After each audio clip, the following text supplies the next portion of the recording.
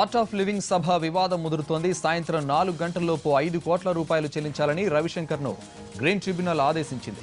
అయితే దీనిపై రవిశంకర్ ఘాటుగా స్పందించారు. జైలుకైనా వెళ్తాను కానీ జరిమానా చెల్లించనంటున్నారు రవిశంకర్. దీనిపై మరిన్ని వివరాలు మా ప్రతినిధి సురేష్ అందిస్తారు. సురేష్, ఆర్ట్ ఆఫ్ లివింగ్ సభ వివాదంపై మీ దగ్గర ఉన్న అప్డేట్స్ ఏంటి?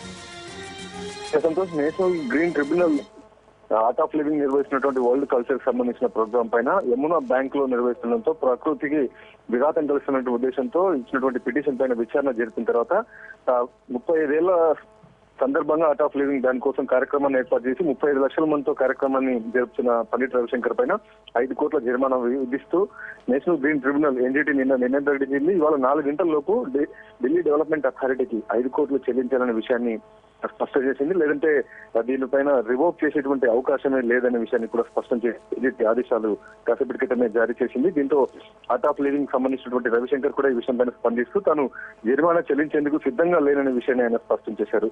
మరోవైపు కాసేపటి క్రితమే సుప్రీంకోర్టులో అత్యున్నత న్యాయస్థానంలో నేషనల్ గ్రీన్ ట్రిబ్యునల్ కి సంబంధించినటువంటి విచారణ అంశం పైన మరోవైపు 5 కోట్లు చెల్లించాలనే అంశం ప్రస్తుతం చర్చ జరుగుతున్న సందర్భంలోనే మరోవైపు సుప్రీంకోర్టులో ఇవాళ ఈ వరల్డ్ కల్చర్ కి సంబంధించినటువంటి ఆర్ట్ ఆఫ్ లివింగ్ నిర్వహిస్తున్న యమునా బ్యాంక్ లో చేపట్టిన కార్యక్రమం పైన చేసినటువంటి బిల్లును మాత్రం ఎంటర్టైన్ చేసే దిశగా మాత్రం సుప్రీంకోర్టు ముందుకు వెళ్ళదు. దీంతో ఆ బిల్లును కొట్టివేశారు. సుప్రీంకోర్టులో మాత్రం కాస్త ఊరటం ఇచ్చినప్పటికీ 4 గంటల లోపు 5 కోట్లు ఆర్ట్ ఆఫ్ లివింగ్ డీడీఏకు చెల్లించాలని ఇచ్చినటువంటి నేషనల్ గ్రీన్ ట్రిబ్యునల్ విషయం మాత్రం ప్రస్తుతం సీరియస్ గా ఆర్ట్ ఆఫ్ లివింగ్ సంబంధించినటువంటి అధికారులు సంబంధించినటువంటి రవిశంకర్ సంబంధించిన సన్నిహితులు చర్చలు జరుపుతున్నారు. 4 గంటల లోపు 5 కోట్లు చెల్లించకపోతే మాత్రం అనుమతి ఇచ్చేటువంటి అవకాశం కూడా లేకపోవచ్చని ప్రస్తుతం ఎన్జిటి నుంచి తెలుస్తుంది సమాచారం. మరి ఆర్ట్ ఆఫ్ లివింగ్ దీనిపైన ఎటువంటి నిర్ణయం తీసుకుంటుందో చూడాలి. రేపటి నుంచి 35 ఏళ్లు పూర్తయిన సందర్భంగా 35 లక్షల మందితో వరల్డ్ కల్చర్ కి సంబంధించినటువంటి కార్యక్రమాన్ని యమునా బ్యాంక్ లో ఏర్పాటు చేసే దిశగా ఇప్పటికే ఖర్చు పెట్టి ఆర్ట్ ఆఫ్ లివింగ్ కార్యక్రమాన్ని ఏర్పాట్లు పూర్తి చేసింది. మరి